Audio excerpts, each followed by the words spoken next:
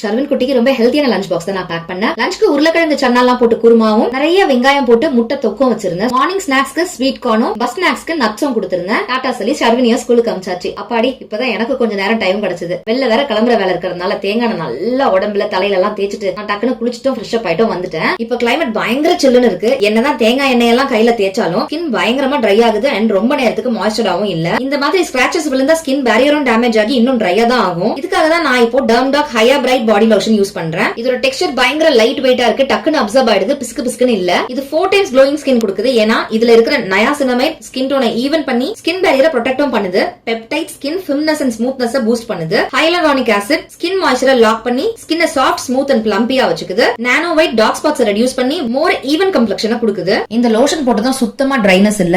Just one time யூஸ்ல எவ்வளவு மாய்ஸ்சரா இருக்கு பாருங்க என் ஸ்கின். இந்த வின்டர் எசென்ஷியல் ப்ராடக்ட் ஹியூஜ் டிஸ்கவுண்ட்லயும் கிடைக்குது. எவ்ரிடே ஒன்ஸ் நான் இதை யூஸ் பண்ணிட்டு இருக்கேன்.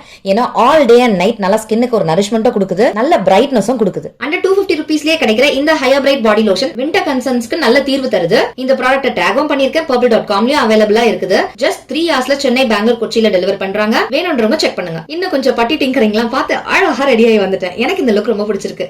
நல்லா இருக்கான்னு பார்த்து சொல்லுங்க. கமெண்ட்ஸ்ல சொல்றதுக்கு மறக்காதீங்க.